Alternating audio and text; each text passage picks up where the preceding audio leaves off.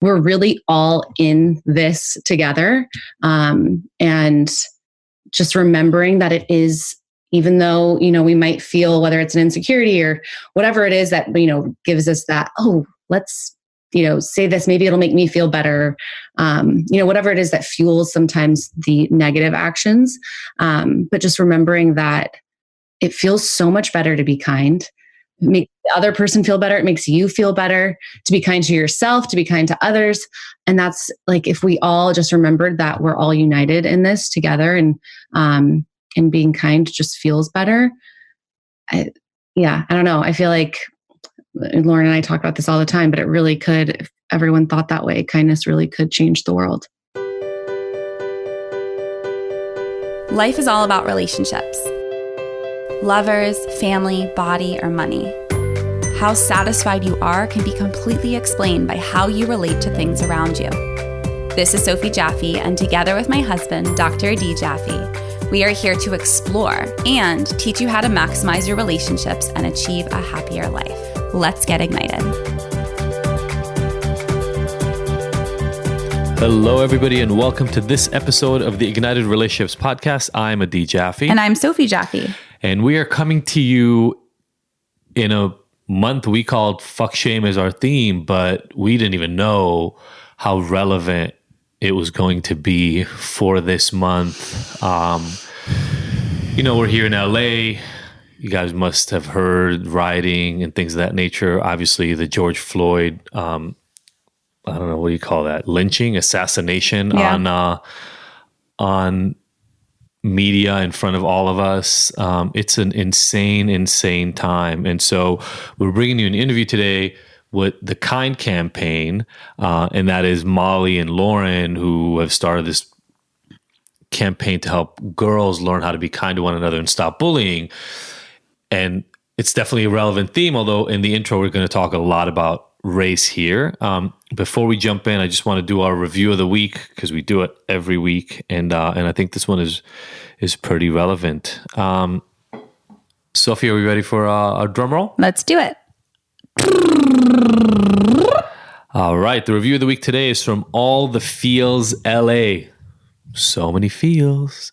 Wow, I've never heard a couple be so honest about their problems and skeletons. I was a little shocked at first, but listening to these two has really allowed me to see my own relationships in a completely new light. Thank you.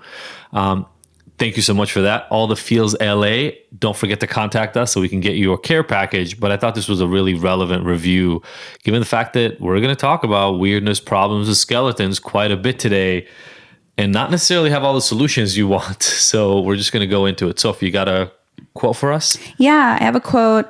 Our dear friend, Dr. Deepika Chopra, who was actually on our podcast a while back, she's an optimism doctor, and she has beautiful cards. You know how I love my cards, my decks that help me drop into the moment. Hers are called Things Are Looking Up. And I pulled a card for today, and it says, embrace vulnerability. Go ahead, name one thing out loud that makes you feel vulnerable or exposed. Now place your hand on your heart and think about how strong you are to have been able to mindfully uncover this beautiful self-truth. So very much in line with today, our message of fuck shame. And fuck shame, really being a broad topic that stops people from living their true selves, stops them from healing, stops them from feeling like they can really be who they really truly are, no matter their gender, race, whether they're addicted to something, if they have bad habits, if they've been through trauma. Or if they're just Black in America. Or if you're just Black in America. Or just that, you know. This is for everyone, is my point, is that I think I oftentimes associate fuck shame with a D, which means in my brain recovery, which means in my brain, people going through some sort of hard time related directly towards X, Y, and Z. And it's not. Yeah. We all have experienced shame in our lives. We all have experienced stigma. But specifically today, what we're speaking on and to is race. Yeah. And, for me, the fuck shame idea always came from, hey, you're trying to shame me, I won't let you. Mm-hmm. But I think I actually want to flip the script today a little bit, or at least include another part of it. And that is fuck shaming other people. We need to stop that, right? And I was on a meeting this morning with one of my like business coaches, and there was a guy who was coming in because he was uncomfortable with some of the messaging around some of the stuff you've been saying too. He wasn't coming for that. He was coming for messaging from this coach, but saying, if you're not speaking up right now, you're part of the problem. You're racist by your avoidance of the topic. And that's something a lot of people are uncomfortable with.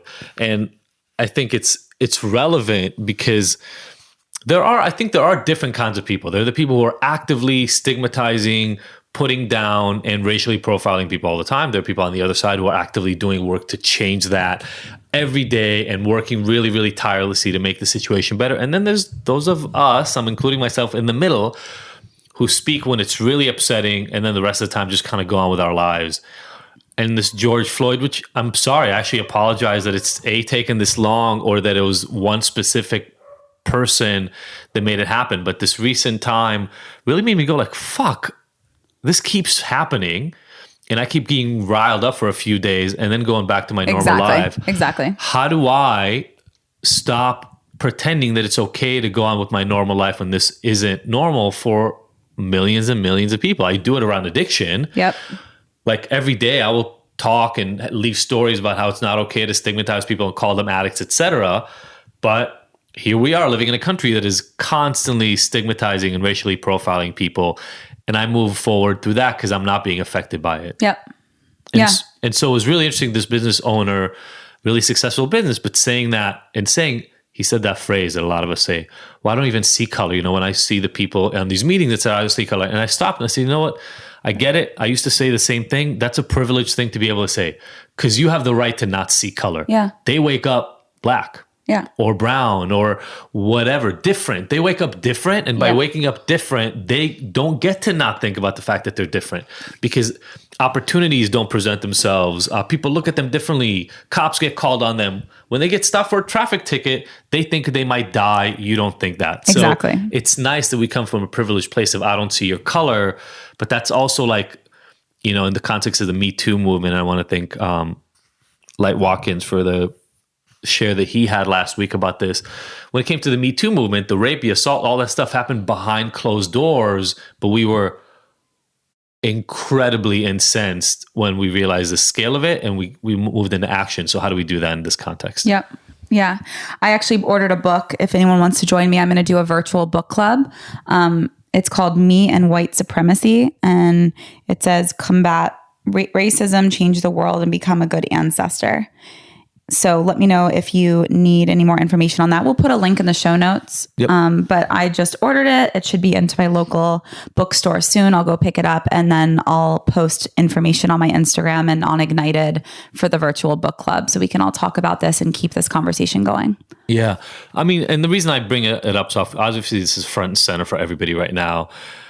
I like that we record these things like a week ahead of time because that means that at least for a week, I don't get to forget about it. Yeah. And what part of what we're doing, I'll tell you guys, is what we've committed to is we're doing interviews right now to get stories from people on how this has impacted them in their lives. We're going to share those with you probably on offshoot days, so not Wednesdays or Fridays, so that it gets its own time. But also one of the ideas that we're being pretty committed to right now is to start putting mid-rolls in the middle of all of these episodes. Let's share another person's story of being profiled, violenced against, and you know, in other ways affected by this kind of socially indoctrinated, inescapable system that marginalizes people of color and other groups that are stigmatized against. And so, by having it in the middle of all of our episodes as a mid-roll, we don't get to ignore it. Yep. Because it's when we ignore it that it gets to keep happening. And then, 3 months from now, we'll get upset again and another thing will happen. And then we'll talk about it for a couple of days. Yeah, it's just, there's a reason that these things in history keep repeating themselves. Like I'll post something and then someone will say, wow, I remember reading a post like this many months ago. Wow, I remember this video going viral 6 years ago. Wow, feels like 1992 all over again. the reason that this keeps happening is because we let it just simmer down and go away. And we're not letting that fire, like we're here to ignite people. We're here to ignite you. We're here to help you feel uncomfortable, because when we feel uncomfortable is when we change, and in anything, in everything. So we're here, keep following along. We're excited about this little mini series. It's going to keep going as long as we have stories to tell, which means forever. Yeah. Currently, the plan is to keep it going until we feel like this is not an issue anymore. Yeah. So hopefully we can make a dent, and hopefully we can support the other groups and the other people that are making their own dents, and eventually we can completely change. And then we'll move on to homelessness, because that's the next issue. Yeah. We were in Venice yesterday, and we were protesting peacefully with the kids, and we stopped. We got out of line, and we went back to go meet up with UAD, and then I looked to the left, and there were 60 tents right off the beach of homeless people living there. And I looked at Kai and Leo, and I said, and after we're done with racism, we're going to hit that issue next. But even those aren't separate. No, they're not separate. They're not separate. They're not separate. So yes. But there's a lot of things that are interconnected. And the point is, let's take one thing at a time. The world is broken. It's time for us to roll up our sleeves and get to work. Yeah, 100%. So in the context of the Khan campaign and the interview you're going to listen to right now with Holly and Lauren, we're talking about bullying, and we're talking about bullying primarily from girls' standpoint, middle school, high school sort of stuff. That's where it all starts. So much of it, right? Yeah. I mean, there literally have been movies. There's a movie called Mean Girls literally about this topic. But things don't always wrap up so nicely. And I think, again, not to go back to the initial topic so much, but the reason I care so much about it is I end up working with people years and decades after they've dealt with trauma, when they figured out how to cover it up and how to live. And that normally involves some addictive coping strategy. And so I'm like, hey, let's start dealing with this shit way earlier. And this bullying around, especially body image stuff and sexuality, et cetera, for girls is a huge part of the problem. Yeah, I'm excited for this interview. Hope you guys love it. Please tag them, tag us, and let us know your favorite parts and your aha moments. We love hearing from you. So don't forget to leave a review for a chance to win a lovely little package from us. Absolutely. Thank you all. See you on the other side.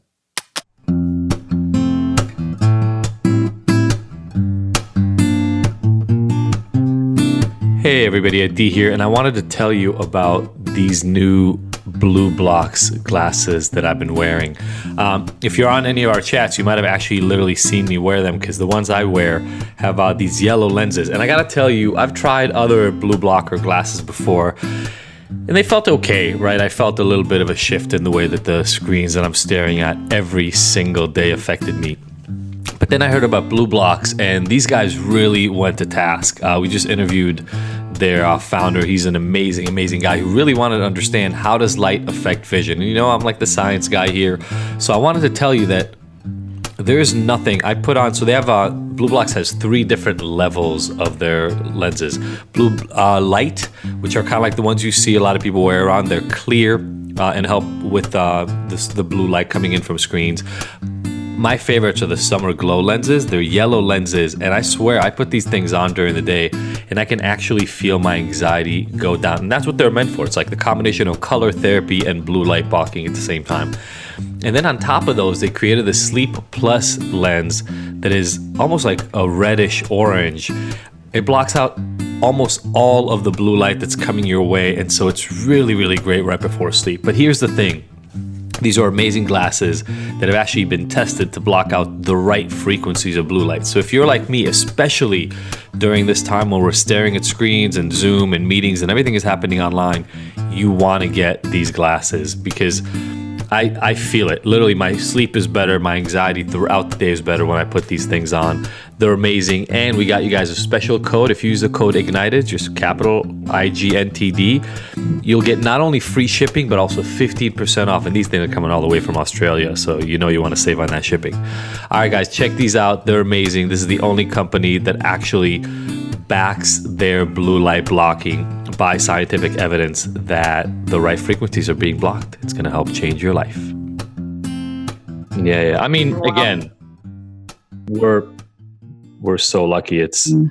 We have a backyard, we have a pool, we have a street we can walk around on. the level of impact, and we both work from home anyway. So the level of impact this has had on us versus on, I don't know, 95% of the rest of the country is minuscule, and it's still maddening. Yeah. I go through these waves of like feeling really thankful, and then like just such deep sadness, and then like a lot of guilt.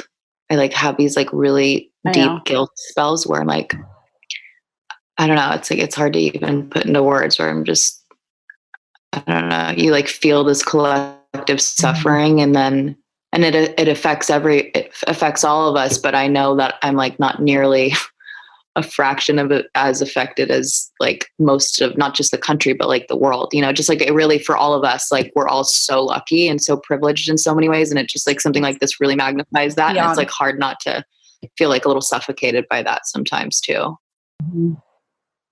I know. Yeah. And I mean, I didn't plan on it, but I think that actually dives really quickly into the whole concept behind what you guys do anyway.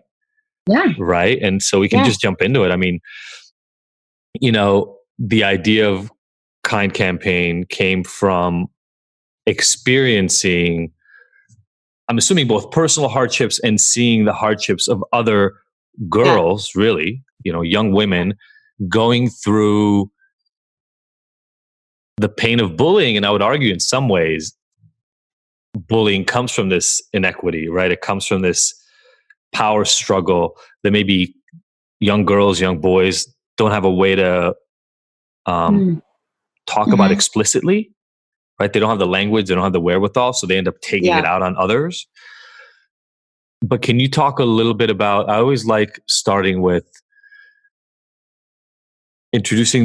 both of you kind of introducing yourselves to our listeners and talking about the specific experiences. I think it's always really powerful because we all connect to the stories that brought us to this place. And so maybe if each of you can talk about how you both came together here in LA to create a campaign around girls being kind to one another. So we, Molly and I met at Pepperdine. We went to college together. We were in film school together, and really Kind Campaign all started with the idea for a documentary film and really wanting to shed light on a topic that up until that point had not really been talked about in a serious way. We started really laying the groundwork for Kind Campaign, I guess, like 11 years ago. And, you know, that was before bullying kind of became the hot topic that it is now. And up until that point, things were kind of just swept under the rug. And to speak kind of to our personal experiences, we both, you know, have been through something, as I think everyone has in some way. For me, I went through a really, really traumatic chapter of my life in middle school with a group of girls. And when we do our assemblies, we really get into the details of like what happened. In interviews like this, I think, you know, talking more about the effect of it is more important. So, you know, what these girls did to me really wasn't anything out of the ordinary from things that we hear all over the country. I mean, it was bad, and it was pretty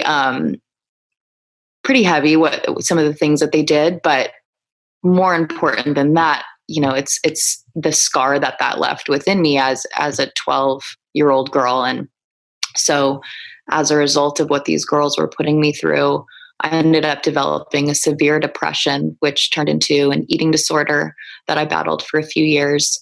I completely lost my sense of self-worth and self-confidence. I just lost myself in that experience. My grades dropped, and I got to the point in 7th grade where I tried to commit suicide as a result of that experience. And, you know, thinking about young girls and boys in school and the isolation that they feel, and really when you're in that chapter of life, sometimes it is your entire world. It doesn't just feel that way. It is your entire existence. You know, you have your home life and then school, and it's really hard to kind of see outside of that and to know that there is life to be lived outside of that. But you know, you just feel so, you know, it's so all consuming. And so as traumatizing as that chapter was, I'm thankful for it because I feel so lucky to be able to stand on stages and to share that part of my story and to remind students chapter, but it is one chapter, and how if you're ever and to seek help. So yeah, for me as well as traumatic, and coming out of that, just always was really saddened by that reality, especially specifically for girls, kind of this notion that, you hear girls say, oh, I just like have guy friends because girls are so difficult. And, or at least that used to kind of be the thing that people would say. I feel like all of this has definitely shifted in a positive way, thankfully. But yeah, and just growing up in a world where it felt like these things were swept under the rug, and it was such a common experience, and why, and how can we change that? So yeah, that's a little bit of my story, and Molly has a personal story as well that she can share. Yeah. One of the things that comes up for me as I hear you speaking, Lauren, you said about this transition for people to be their whole life. And I'm sure everybody, because guys experience this in a different way, but bullying is like the preeminent experience of junior high. It's almost like the defining characteristic of moving from elementary school to junior high and then high school is, are you going to be the bully or the bullied? And I wonder, Molly, as you talk about your own experience, it's a little jarring, right? I mean, I've got a 10-year-old, almost 10-year-old, and almost 8-year-old, and it's jarring to think that these sweet little kids in 2-3 years, although to be perfectly honest, our 7-year-old is pretty good at letting other people, making other people feel uncomfortable sometimes. He challenges a lot of people. That it goes to this mean-spirited, deliberate put down. Like there was this TikTok thing that's going around right now, right? Like that trip challenge. Well, I know about TikTok. Have you heard about that thing? I feel like I'm out of the loop with what it is, but no, I don't know about the trip challenge. I know. I'm 43 years old, trust me. I feel like I'm out of the loop on anything that happens to anybody under the age of 20, and I probably am. But these kids are videotaping little video segments of themselves dancing, and then they'll trip up the person who's the target so that they fall in the middle of the dance. And sometimes it's ha funny, and sometimes people are falling back and cracking their skull. It's like the extreme level of this digital bullying thing that we're seeing now. And so I think for most of us on this call right now, our bullying happened fully digitized world. It was more like interpersonal bullying. But I don't know if when you're talking about your story, Molly, whether the details or not are there, to speak a little bit to that transition, right? The transition from, hey, we're all friends, to I'm going to stake my claim over a part of this social world. And if you're not in it, you're my enemy. Well, I think, like you were saying, just for anyone, for a long time, it seemed like bullying was almost this rite of passage. Like Lauren was mentioning, especially when we started Kind Campaign, that was very much the case. It was like, you will either experience this at some point in your life if you haven't already, or you have experienced this at some point in your life. And a pivotal time for that is middle school and high school. And for me, my middle school years were actually, I had a great experience in middle school. It wasn't until high school that I really experienced this with other girls, and kind of like what you were saying, there's a shift that happens. And for me, I was friends with a group of girls, and there was a girl within my group of friends that just kind of decided that she didn't want to be friends with me anymore. But not only that, she didn't want any of the girls within this group of friends to be friends with me anymore. And so, in a matter of a day, my entire world was flipped upside down. And really throughout the course of my junior year, I was just completely ostracized, and, dealing with processing this group of friends that, again, I had called my best friends and not having them anymore. And so it got to the point during passing periods where I would go and I would find the nearest bathroom and I would sit in one of the bathroom stalls because I was so embarrassed about running into these girls who were all walking from one class to the next together. And I didn't have anyone to walk with from class to class. So I would just sit and hide in that bathroom stall, and I would wait until the next bell would ring, and I would go late to all of my classes. And I was on dance team with this group of girls, and whenever we had water breaks, I would go and I would grab my cell phone as fast as I could. And I would call my mom and just kind of hope that she was available to pick up the phone and talk to me. And a lot of times she was, thank goodness. But anytime she wasn't, I would stand there and I would hold the phone up to my ear and talk into it and pretend that there was someone on the other line and basically have a fake conversation with myself, because I was just so insecure and so worried and so consumed with what this group of girls thought about me. And I wanted so badly to make them think that I had at least one friend to talk to during those water breaks. And so I would go to, such lengths as to holding a fake conversation to try and make them think that I had someone to talk to. And so that really just kind of continued throughout junior year. And on the very last day of my junior year, I was walking through the hallways during class, and class was in session, so the halls were pretty empty at the time, except this one girl who had started the rumors and turned this group of friends against me, just happened to be walking in the halls. And I still remember just when I saw her, my heart started racing, and I was so afraid of what she was going to say or what she was going to do. And we walked past each other, and then she stopped and turned around and called out my name and said, "Molly, I'm so sorry for everything that I've done to you. I don't know why I did any of it, and I'm so sorry." And for me, that moment was just completely life-changing, because that entire year, I was questioning myself and wondering, why are these things happening to me, or how can I make them stop, or what can I do differently? And those are things and questions that we hear from girls in and after our assemblies who are currently going through their own struggles. And her simple kind of explanation and apology of, I don't know why I did those things to you, is something that, we also hear from girls who've said and done things that have really negatively affected other people. And I think a lot of times, those girls don't even necessarily know or understand why they're doing those things, whether it's, something that is going on outside of school or something that's going on at home, or an insecurity that's buried so deep within them. But I love being able to share, that part of my story during our assemblies, just because I think it goes to show the power that an apology has. And a big part of Kind Campaign and a big message of Kind Campaign is that we're not pointing the finger at anyone. We've all been on both sides of this issue. We've all been affected by the things that have been said and done to us. But we've also all said and done things that have negatively affected other people too. And there's a lot of hope within that message, because when we share that with girls, we see this, it's almost like a light bulb moment goes off for them, and they realize that they're the ones, who have the power to create change within their school hallways and to create change within their friend groups. And so to be able to stand up and share that with girls is really powerful. Yeah. Wow. I think there's so much, even outside of bullying, to the power of recognizing that you can always change the conversation, right?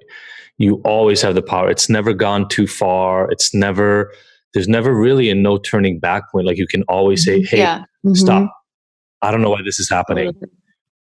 I'm sorry. I said some shit about you. I said it 2 years ago. I feel like an asshole. I felt like an asshole for 2 years about it. I don't know why I did it. You probably never want to talk to me again, but I just want to own that." There's so much power. I think because so many pieces of the story that you tell are not only relevant to kids in junior high and high school. Sure. They're relevant to adults. How many of us walk around feeling like we have to pretend that we are something we're not, because we feel like the moment we let people know who we really are, they won't call us anymore, or they won't return our emails, or they won't invite us to their parties, or whatever the thing is.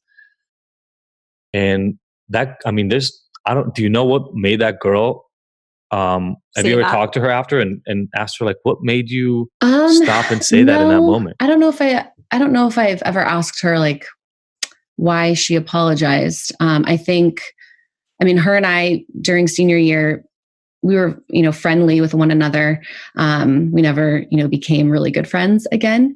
But there was definitely, I feel like there was a respect between us during senior year that, obviously wasn't there before. And I feel because of that, we've been friendly, since then. I kind of know what she's up to via social media. Now she has a family, and we very much, I feel like that apology kind of closed that chapter for us, which I think is really a beautiful thing. And kind of to your point, it's never too late to apologize to someone. We've had conversations with women who we do a couple of different interactive activities in our assemblies. And one of them is what we call a kind apology. And it's basically just giving people the opportunity to apologize for something that they've said or done. And we've had women let us know that they have reached out to people from middle school and high school that they have said and done, that they said and, did things to at that time, and have shared with us what that did, not only, of course, for that person who was receiving the apology and, how they responded, but then also, like you were saying, like they were walking around with that for, 20 or 30 years, knowing that they did something that hurt someone else. And so to be able to, I think just remind people the power of an apology and that it is powerful, not only for the person receiving it, but also for yourself as well, so that you don't have to carry that guilt and just the weight of that every single day. And it's definitely something that's powerful for people of all ages, for sure. And I love what you said, where there's no like a point of no return. Yeah, it's crazy how we all at different levels of, in middle school, high school, we're all at different levels of what is, quote, popular, what is unpopular, who has more friends, who has less friends, who's more popular with the boys, who has more boyfriends or girlfriends, who's better at athletic sport. Like it's so intense, and we all can relate to that on some level, like who gets better grades. Like we all have these innate competitive, tendencies in those times of our lives. Personally, I'm not a very competitive person, but the Mean Girls kind of vibe was definitely present in my middle school and high school. And probably the most rough times of I'd say middle school was the hardest, was with girls that I thought were my friends. And came out of kind of the blue. It felt like, it's not like I kissed someone's boyfriend or stepped on someone's shoes or said something bad about someone. It just happens. And I think that's another really interesting thing about your story. It's like, she just did it.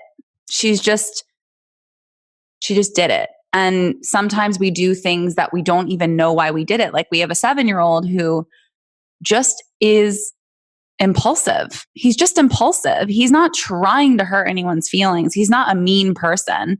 He's a beautiful spirit and soul and makes people laugh and has a great energy about him, but he's got a lot of energy and he's just does stuff. And that's why we're really trying to keep an eye on it, is because you can negatively affect someone for the rest of their lives or impact them in a very big way, by being a bully, by saying something that even if you don't mean it, yes, if you mean it, even more so, but gosh, how painful is that you suffered for God knows how many years because of something she just made it up and just did it. And, and we don't always know the motive behind it, but it hurts. And we all are capable of it. I know I've done and said really mean things, true or not, that really negatively affect different people. And it stings. And I think it's really a really important conversation to have. And I appreciate you opening that up, because you didn't do anything wrong.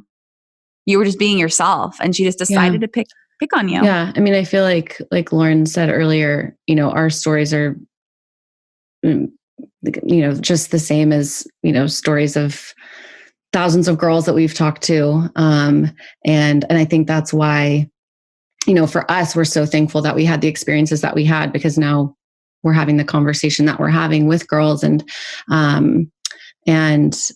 there is, I think, it is so important to be talking about this, but like I was mentioning earlier, there's so much hope within the Message of Kind campaign. And we've seen so much change take place. And like we talked about earlier, even from just starting Kind campaign, the social conversation in the world right now between female friendships, there's been such a beautiful shift in that conversation. And so it's been really special for us to be able to kind of have been on the forefront of that conversation, and then also see the ripple effects of how that's playing out in, younger female friendships in schools. And that's not to say that, all of a sudden bullying isn't happening, but there's just so much more discussion surrounding the impact and the power of our words, and then more programming. And, we witnessed that firsthand when schools were like, we need to be doing things in schools, and what can we do, and what sort of conversation can we have, and reaching out to us, and then seeing other programs. And now anytime we walk into a school, we see posters up talking about like what to do if you've been bullied. And we're just so thankful that it is a conversation that so many people are having, and we've witnessed so much change take place within the assembly program, and within girls opening up and talking to one another. Yeah. And just being honest, being vulnerable. Like our whole thing is radical transparency, and just being human and being okay with, I made a mistake, or I forgive you. Like, how powerful is I forgive you? So there's the apology, and there's the forgiveness aspect, because I guarantee that girl was beating herself up that entire time. Like, she acted like she was in the power position, but like that position sucks. Totally. To treat someone badly for that long. For sure. I'm sure it was eating at her. Molly, sorry. You've got this little poster behind you. You can sit with us. And it reminds me, Soph, of some of the stories that you talk about from, you moved around a lot in junior high and high school. Or junior high. Yeah, you want to play your throat? Yeah. Let's hear it. Can't catch Corona. There we go. Through a microphone at least. So, I look at that poster behind you. You can sit with us, and it's such a simple phrase. And yet I know from junior high and high school, it can be one of those phrases that makes somebody's day, or depending on how they've been doing, week, month, year, and potentially the rest of their lives, giving them self-worth in ways that they just hadn't had before. I always love having conversations that lead to some practical tips. And we're already talking about how, yes, these things apply to girls in junior high and high school, and that's incredibly important.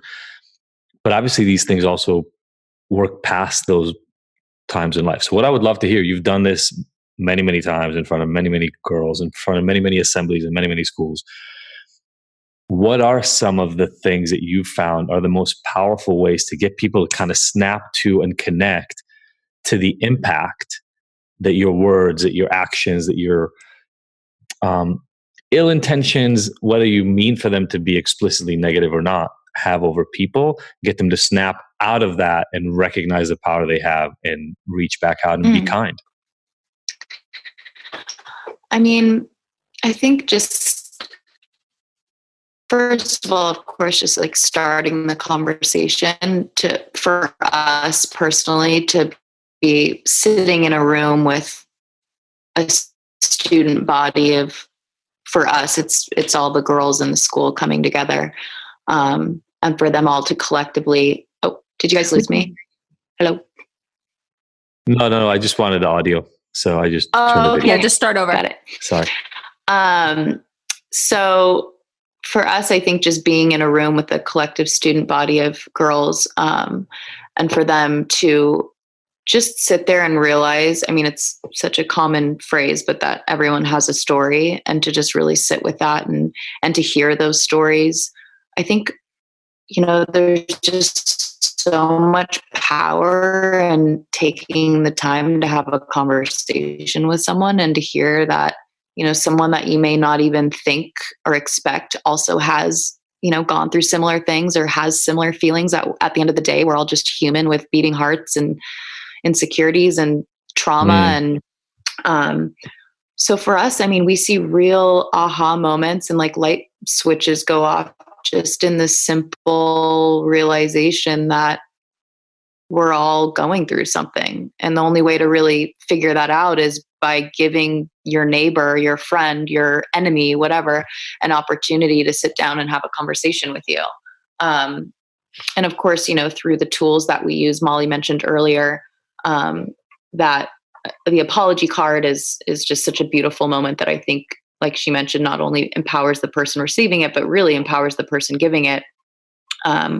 We also have two other activities. One, the kind pledge, where everyone makes a pledge related to the issue, and a kind card where everyone writes something kind about somebody. And just giving girls a moment to use their voices, I think really just emboldens and empowers them in a new way. That's just a really special thing for us to witness. But yeah, I think, just slowing down, everything's so fast and so immediate and so crazy, and just slowing down for a minute and just like having those conversations. Like if someone's hurting your feelings, take a minute to just talk to them about it. Don't go talk to all your friends about it. Just talk to the person. Can we learn that as a society? Can we make that a rule? Just talk. There's so many things could have been avoided, from a interpersonal way to like a bigger global sense, just by sitting down and talking about it, and I think we weren't not going to make this conversation about Trump. Oh yeah. Well, that's a whole nother conversation. But I have a question. You were talking, Lauren, about stories. I know I don't even have to ask. I want to hear the story, but I know there's at least a couple of stories through all this work that you've done where you managed to see transitions and transformations in very specific relationships and very specific girls. Yeah. Do you have some examples? I mean, we can both speak to this for sure. I mean, there's two girls that really pop out in my head. They're both named Rachel, right? Oh yeah. They're both Rachel. So one I forgot because I actually haven't told this story in a long time, but there's this girl, Rachel. I don't remember where we were. But every time we speak, we kind of look at, whether we're in a gym, like a school gym or a theater, you can kind of look around and see all the different cliques. And you can really sense and pick up different vibrations in the room, depending on where you're looking. And there's this one girl kind of sitting by herself the whole time. And during the kind pledge activity, she came up to share, and she really used that moment to just be honest with her student body. And she just started sharing how she feels when she walks the school hallways and how alone she feels and picked on. And just it was this really beautiful, empowering, really inspiring moment for us to witness this girl who, definitely feels like she doesn't have a voice at her school. And she literally stood in front of every girl in her school and just kind of called them out for being mean and also ignoring her. And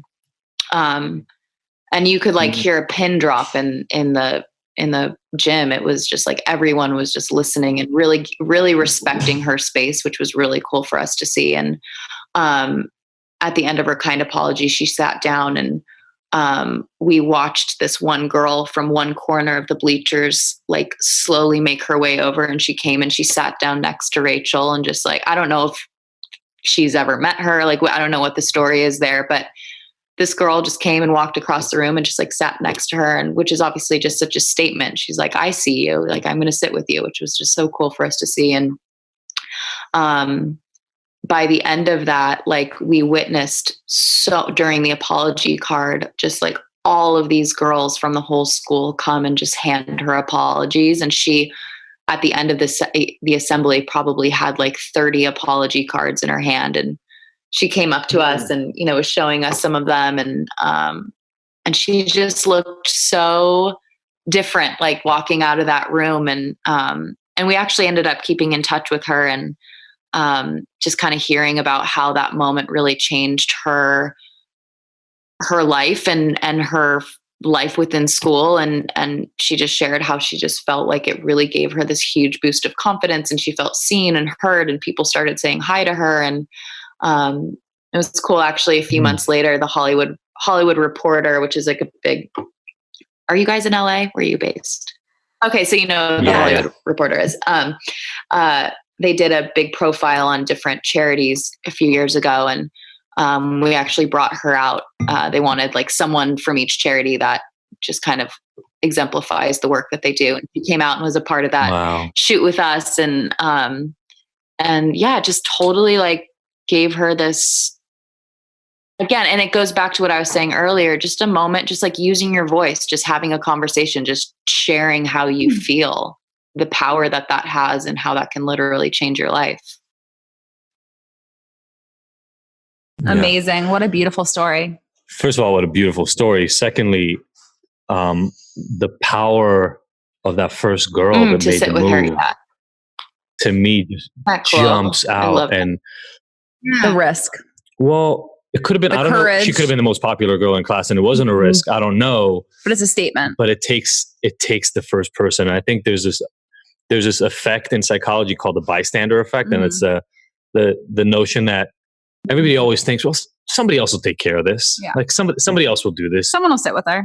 Well, somebody always has to be the first fucking person, because before the first person does it, nobody else is going to do it. We were driving. Remember the other day we were driving a couple of months ago.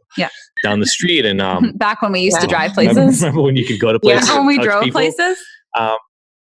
We were driving, and this guy's car was broken down in the middle of the road. And because I studied psychology, I have this pull now. Same. I'm not allowed to just pass somebody in crisis and assume the next person will do it. So I pulled over. Do you need help? And he said, yeah, I actually do need help. And so we pulled over. But when I heard that story, I thought of you. So, because I feel like unbeknownst to me when I married her, but like I ended up marrying the girl who walks across to help the person, because it does take... it's funny. It takes a self-confidence to do it. I think it takes self-confidence. It's funny. It's always like the chicken or the egg. It's like all these conversations, like nature versus nurture. Like, do I do that because I have confidence, or do I do it because of other? I don't really know why, but I've always been that way. My best friend in first grade, like I call her my best friend. I don't know if she thought I was her best friend, but she was one of my best friends. Her name was Hannah, and she had cerebral palsy, and she was my best friend in first grade. And I sat with her, like it brings tears to my eyes, just even like thinking about her. But I loved her, and the same thing with Amanda.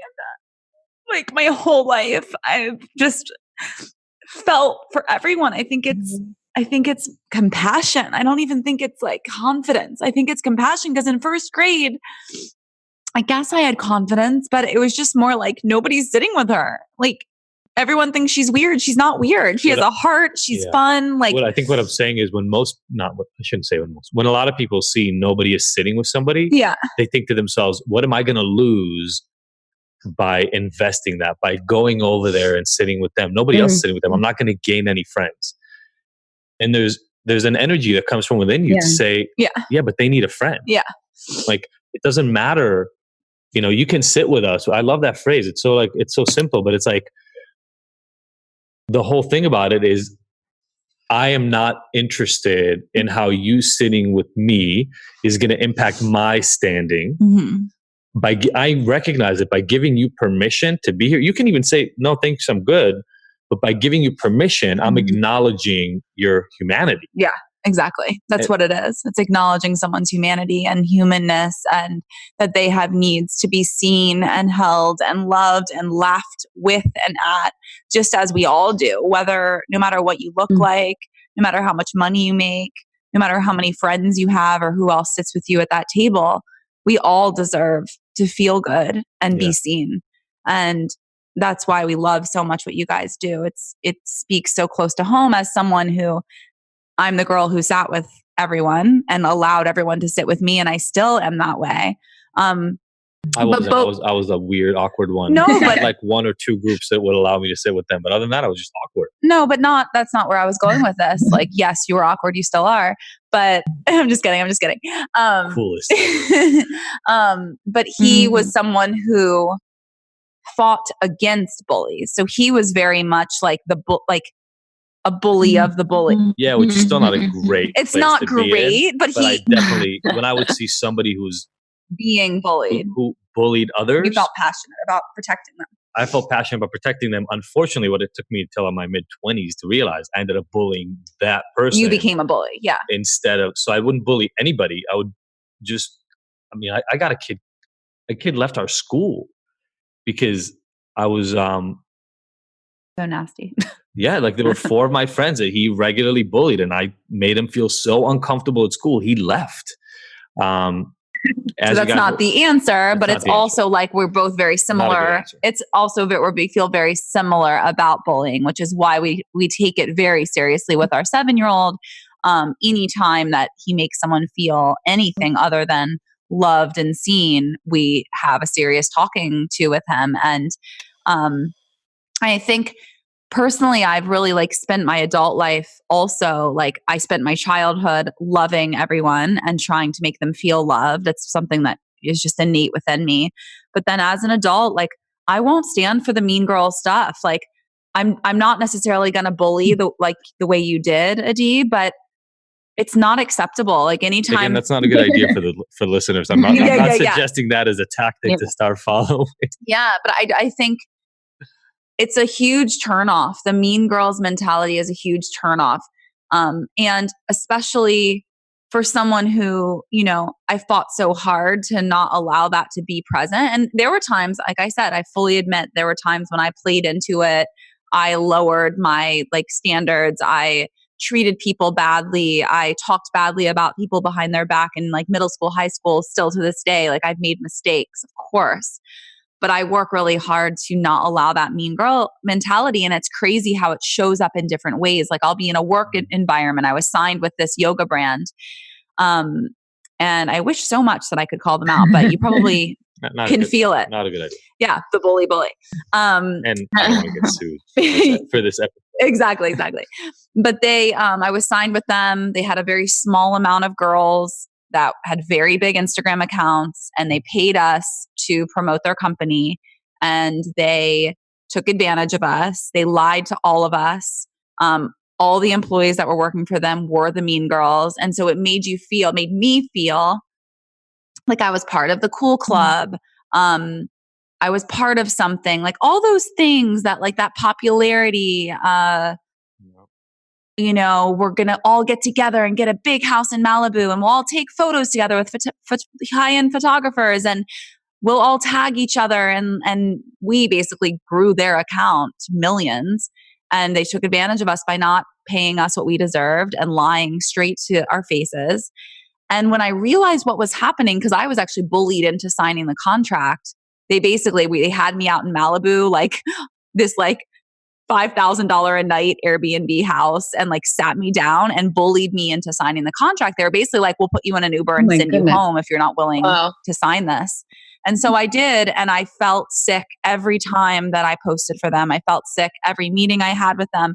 And finally I got out of my contract early when I could figure out I was manipulated. And it fed into that part of wanting to be seen, wanting to be popular, and it fed into that. And I realized this is not what I want, and now I'm perpetuating. Wow. It is so, it is so interesting how it does play out in different ways. And that's another, big message behind Kind Campaign is, yes, we go in and we do assemblies in schools. But this doesn't stop when you graduate from middle school or high school or college. And like we were talking about earlier, we've sat down with mothers and We've sat down with women who've had experiences in the workplace, just like you were talking about. And it's unfortunately something that, doesn't end when you graduate. And so it's a conversation that I think, like we've all said, should be had at every age. You're teaching them skills that nobody else teaches. No one sat us down and said, if you have really eloquent, like aware parents, then hopefully, and teachers, then hopefully they'll talk to this. But I don't remember my cheerleading coach or my soccer coach or my mom talking about this stuff. Sure. And also, look, we're in LA. Hollywood perpetuates this stuff. I probably don't have to tell you too, because you're probably a little aware of it. But there's almost like this self-assuredness that you have to pull out from inside of you to say, I need to make the choices that are right for me, not the choices that other people think will make me better, or think will improve my status, etc. And that's not the easiest thing, especially when there's a lot of money or in junior high and high school, popularity thrown at you, right? It clouds your thinking. One of the professionals in the film, psychiatrist Ken Clark, said something that I think we've all kind of spoken to. And he says, at the end of the day, we all are striving for the same thing, and we're all working for the same thing. And that's just to be accepted and to be loved by the people around us. And when you stop and think about that, and when you realize that, as humans, that's what unites us, is that we all just want to be loved and accepted. And I feel like that's one of the, that's one of the important pieces of the conversation that we're having. Again, just reminding everyone, whether it's, the girls that we're talking to in schools or people that we're talking to on social media or conversations like this, that we're really all in this together. And just remembering that it is, even though, we might feel, whether it's an insecurity or whatever it is that, gives us that, let's, say this, maybe it'll make me feel better. Whatever it is that fuels sometimes the negative actions. But just remembering that it feels so much better to be kind. It makes the other person feel better. It makes you feel better to be kind to yourself, to be kind to others. And that's like, if we all just remembered that we're all united in this together, and being kind just feels better. I don't know. I feel like Lauren and I talk about this all the time, but it really could, if everyone thought that way, kindness really could change the world.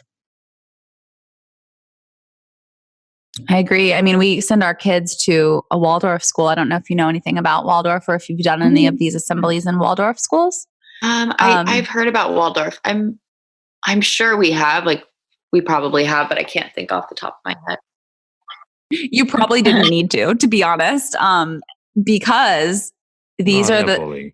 Of course they have bullying. But the values that are instilled in these kids, and the way that they handle conflict is just so refreshing. And, and that's why, I will fight to keep them in this school, especially through middle school. That their school happens to be public, which is really cool. It's a charter in Waldorf. So we're so lucky. It's in LA. It's called Ocean Charter, if anyone's in the LA area. When we were going to move, potentially, because we didn't think we could afford a home in Los Angeles, we looked at houses. We looked at schools that were Waldorf charter in the United States. And there are some. There's a few in Colorado, one in North Carolina. There's some trickled around the nation. So definitely look into that if you're interested. But ours goes through the 8th grade. So to me, it's just so, the way that they handled even Leo's quote bullying was I was ready to go to the principal's office and be in trouble when they brought us in. They were like, we want to have a meeting. It's going to be Leo's teacher, the principal, and a D&I. And we went in, and it brings me to tears just thinking about how wholesome, loving, pure, kind the entire approach was. It was like Team Leo. How are we going to together pull together and make him feel like, he is the star of this. We are all here cheering for him. What can we do to support Leo? And it was just such a fresh, refreshing approach to someone getting in trouble. And how are we all going to band together to support him? I love that. That's so special. There, that kind of reminds me of a school we spoke at in Santa Barbara. Maybe it was a Waldorf school, I'm not sure. But their whole approach to learning, which makes so much more sense, is that like you can't learn if socially you're distraught. So if there were issues in the school, there was just this like policy where we're going to deal with it, and we're going to deal with it together as a school. I mean, granted, it was a really small school. There weren't a ton of kids, so they could do that. But yeah, you know, if there was a conflict, they literally stopped everything and dealt with that. And then they took the test. You know, it was like this really. Wow. Yeah. And the way that exactly. And the way you handle conflict, right? And it doesn't have to be Waldorf per se. It's like, it's a way of creating a healthy conflict resolution at a young age. How do we handle these difficult problems and issues that will arise no matter what language you speak, no matter if you wear a uniform or not? These problems are going to occur. Small towns, big cities, that unifies us. So how are we going to change the conversation and the narrative and the way that we handle these conflicts at a young age? And you guys are helping with that. So we applaud you. That's awesome. Lauren, Molly, thank you so much for joining us. It's time for our hot seat section of our podcast. If we had sound effects and production, or we'd be in person, we'd make some noise around it. But we have 5 questions we ask everybody. You guys can decide to answer them as a kind campaign together or individually. It's up to you. Number 1, what's the best advice you've ever received? Laura, do you want to answer this each individually, or you want to answer it together? I guess we could each do. Oh, I like it. Collaborative decision making about even whether to answer it together or not. I feel like for me, this is Lauren. I feel like different pieces of advice have been very important depending on the chapter of life that I'm in.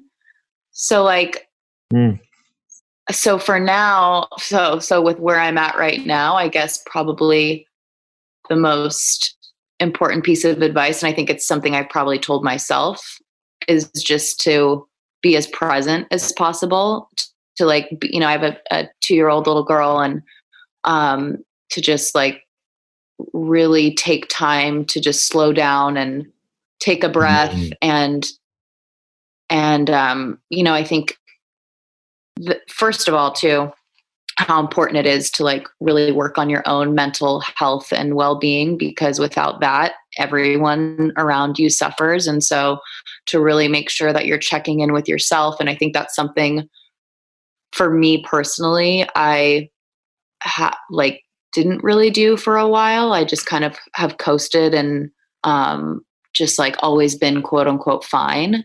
And last year was a really challenging year for me. So just really like taking time to ask myself how I'm doing, and to like sit with that, and to hear myself and where I'm at, and to honor that. That's just, and it's like, those are conversations I've been having with myself. And I think for me personally, that's been really helpful lately. I love that. So important. I think something for like best piece of advice, for some reason, my mind is blanking on like, I feel like because of where we're at in life and time, like what is life outside of my house right now? What would I normally say if the world isn't a normal place? If we all were feeling ending. All the things that we're feeling. So something that popped into mind when you first asked this, and actually Lauren kind of touched on this, and it's something that we tell both. I have a 1-year-old and a 3-year-old, and but then we tell them this, but then I also tell myself this, is to take a deep breath. And I feel like no matter what it is that you're facing, whether in life, with relationships, with friends, with work, with stress, with school, like taking a deep breath and then like releasing it is more helpful than you could really imagine, for like such a simple action, at least for me. And then also for me with our kids too. For them, it's very helpful. Yeah. It's so good. The power 100%. Of the breath is amazing. 100%. And so many of the things we teach our children are just things that will make us better adults. Like eat a well-balanced meal, take a deep breath, be nice to yourself and to others. Like all of these golden rules are definitely still true. It's pretty simple. What about one of your proudest moments to date? And this could be as a company or individually. As a company, we've had so many moments throughout our journey that are have been so pivotal, but I always think about when we got our DVD in hand, when we finished the film for the first time, or finished the film. And then that really also marked a new chapter for Kind Campaign, where we, really started focusing on our assemblies in our school and through and with the film. But it was just like this tangible thing that I just remember like holding it for the first time and being like, wow, we just like made a movie. That's crazy. And we like did it, and we're 22 years old. And like, I don't know, it was just like this really clear moment in my head. And overachievers. I don't know. I was just like so proud of that. It's crazy. And then awesome. For me, I think becoming a mom, and it seems like a pretty obvious cliche thing to say, but I think becoming a parent, just like we were just saying, just teaches you so much about yourself, and just trying to be as present and loving a mother as I can be, and I feel like I already have such a special little relationship with her, and I'm just really proud of that. So trying to think within Kind Campaign, Lauren kind of touched on, there's been so many things, of course, the film, like she mentioned, a few other things that come to mind. We hosted a Kind Camp a couple of years ago that was a huge undertaking and huge project. And I just remember that day, like us just looking at each other being like, I feel like there's been so many moments over the course of Kind Campaign's life where we'll just like look at each other and we're like, oh my goodness, like I can't believe this is happening, but also I can because we've been working so hard. So that was one of those moments for sure. Last year we celebrated our 10-year anniversary of Kind Campaign, which I'm really proud of both of us for that. It just felt really, just really monumental. Also, then just it made us pause and look back on the last 10 years, which we're so in all of the things of Kind Campaign. And so we don't often like reflect on where we've been or, some of these accomplishments. It's more just like we're going and we're on to the next thing. And our focus is and always has been just reaching the most amount of girls as possible. And so we're just like so in it all the time. So, so reaching 10 years was huge. And in that same year, last year, we also did our 500th assembly. The two of us, our 500th founders assembly. And so that felt like a really big moment also that I'm really proud of within Kind Campaign. And that's pretty big. That's like an average of one a week. Yeah, I've actually never thought about it like that. No. Sorry. We typically do 2 tours a year. And the only times where we haven't been on tour, we'll do a fall tour and a spring tour. And the only time that we haven't been on tour has been after we've had little baby. Like that, that next little thing. Whether it was the fall or the spring, we were at home with the babies. And then we started this tour this spring. We did a week or a few days in Dallas. And then we've actually we're rescheduling the rest of the tour for the fall. So this is the first time that we haven't been able to finish a tour, which is crazy. But and then not to echo Lauren too much, but proudest moment personally for sure would be becoming a mama. It's a big one. See. What about your hardest moment? Also becoming the first a mama. thing that comes to mind. Yeah, for sure. Yeah, I feel like, again, kind of going back to like different chapters of life, I feel like depending on the chapter that I'm in, there have been, like hard, obviously, trauma that I've experienced chapter. Yeah, I feel like kind of going back to what I was just saying about this last year being hard. I feel like, becoming a parent, there's so many extremes. It's like the most beautiful, life-giving thing, and it's also the most challenging, like, who am I thing. And so I think that, like, can you just repeat, we'll edit it in there, but can you just repeat what it was the most rewarding and challenging thing? If you could just repeat that, we'll edit it in. Anyway.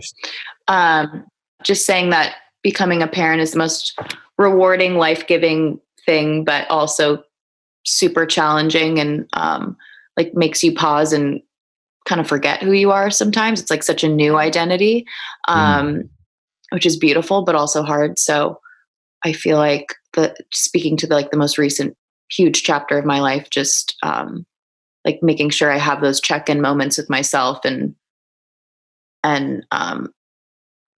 also knowing that it's healthy and important to like sit in those feelings and to like feel them. And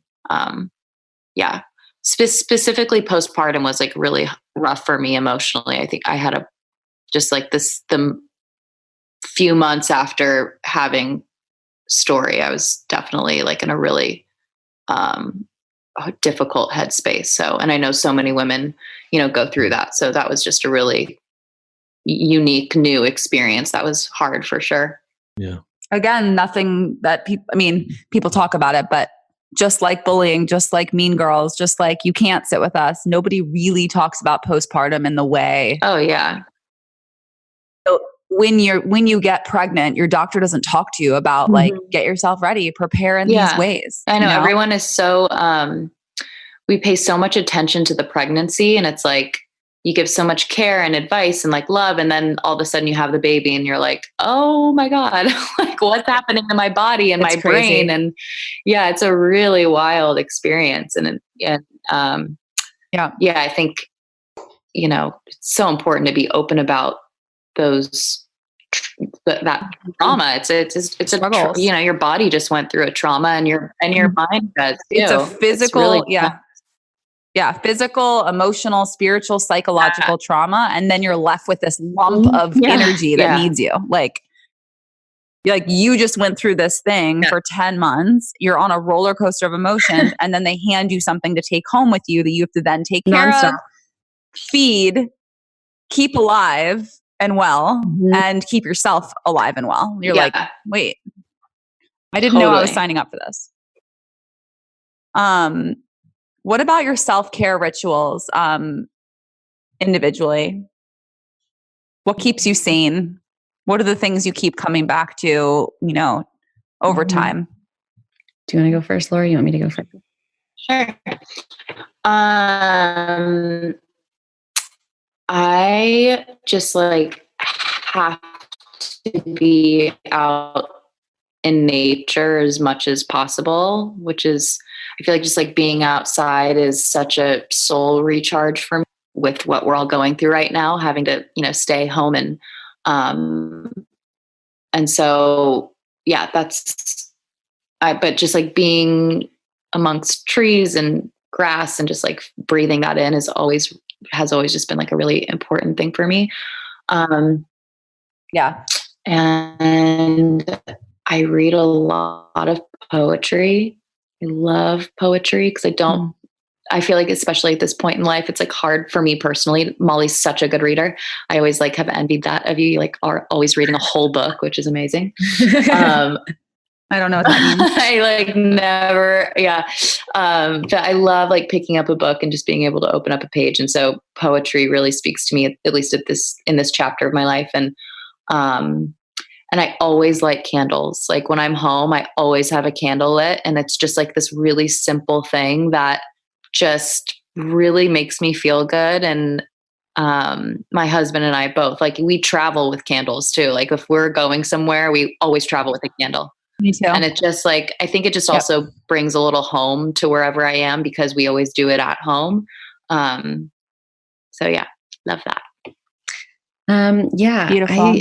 Something actually recently that I've like now pretty much do every day is I have tea before I go to bed, which is I'm like gotten better, but I have sometimes a really hard time, even though I'm exhausted. There's times where I'll like lay in bed and my mind will just be like racing, thinking about all the things, and it'll take me hours to fall asleep. Or if I'm like up in the middle of the night with one of the babes, and then even though I'm so tired, I will lay there and just like my mind will be racing. And so I think that has helped a lot, just like gotten me into like, I'm about to go to bed.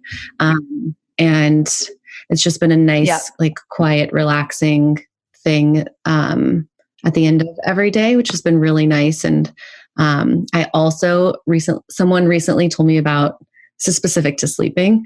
Clearly that's where my self-care is really, where it's very important for me to have self-care around me getting rest.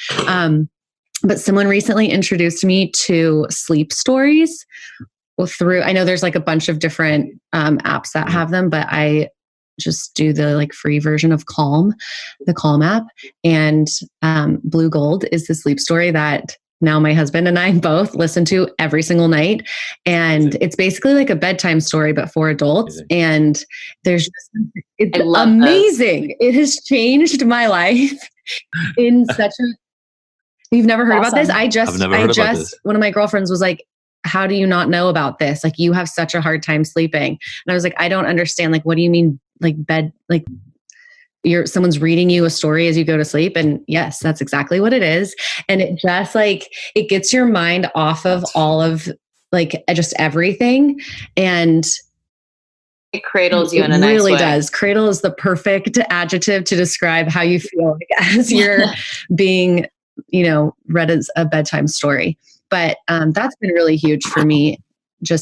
And I feel like that's, again, for me, just so important self-care wise, because I already don't get a lot of sleep, but just laying up and just being like restless and my mind just like running would really impact not only that entire night, but then obviously the next day. And then the cycle of that was just getting to be. So check out sleep stories if you have trouble sleeping. I mean, even just when it comes to self-care, like if that's like a non-negotiable, like if I don't get good sleep, all the other stuff goes out the window, because I'm not going to eat well. I'll eat too much or too little, or too much of the wrong things or too little of the right things. I'm definitely not drinking enough water, because why would I? I'm 100% not working out in the way that I wanted to, or at all, if I didn't get enough sleep. So it all falls apart without good sleep. And we do, as a culture, take it for granted and don't put enough emphasis on it or talk about it enough. Like sleep hygiene and getting proper rest for what your body needs, whether you're parents or not. So many people have anxiety around sleep. And it stinks, because that is the basis for it all. It really is. We can't be seen. I mean, that's why it's used as a torture device. Yeah. That actually makes me feel better. It's the biggest torture. I had one bad night of sleep during this time. Yeah. I had one bad night of sleep last week, and I spiraled all day long. Like the whole next day I was in my coffin, like the worst mood, just not a happy camper. And everyone could feel it. The whole house was like a mess because of it. So our last question is, our podcast is called Ignited. What ignites you? Ooh, I love that. I love the word ignites, because it's like so visual. Again, speaking to like chapters in life, I'll say my daughter, which just feels like a whatever answer because it feels obvious. But yeah, I mean, my whole world changed with her, and like even just being in the place that we're all in right now with, you know, what we're all collectively going through as a species. Like, just her whole existence is just like top of mind, and like everything that I think about, it's like just wanting the world and everything to be okay for her. Mm-hmm. Yeah, I was going to say my family. And yeah, that just like inspires every other aspect of what I do in life. And then I think specific to Kind Campaign, and I had mentioned this earlier, just, you know, the young girls ignite us to think of new ways to connect with them, think of new programming, think of new curriculum. And yeah. Beautiful. Beautiful. That's so beautiful. Thank you both for all the work you do. Thank you for having Our us. pleasure. It's amazing. We'll share every and all links to your work below this so that people get to connect. Yep. Go follow them over on @KindCampaign on Instagram. And we'll put the rest of their info in the show notes. And tag us. Let us know what resonated during this. Maybe share a story with us and tag ignited.me, Adi and I at Dr. Adi Jaffe and Sophie.Jaffe, and at Kind Campaign, and let us know what resonated. Share some stories, maybe send an apology letter or write an apology letter and share it with us. I was going to say, we probably all have an apology letter in our back pocket we need to send out. So, and maybe it's anonymous. Maybe it's anonymous if you're not ready, and you just share it with us, and it's to, you know, to a fake name or to Dear Anonymous, but it's a real story, just to get it out, because that clearing that energy can feel so good. Absolutely. Thanks, ladies, so much. Thank you all so much. Thank you guys so much. It was so good to see your faces. You know, Yeah, next time in person. Yeah. Yes, for sure. And yes, thank you for letting us sit with you. Yes. Yes. Sitting with Have them. Have a great day, rest of the week. guys. Stay safe. Bye. Bye. Bye. You too. Bye. Thank you, everybody, for listening to the Ignited podcast. We were so happy to have you along for this ride. Please go and subscribe to this. Leave us a review. We love hearing from you. And if you want more, don't forget to go to ignited.com, where all the podcast episodes are available with show notes and so many of the little details and links from each one of these interviews. And you can look at all the future events that we have going on, all the things that make Ignited so special, even beyond this recording. Again, thank you so much for joining us. We will see you next week.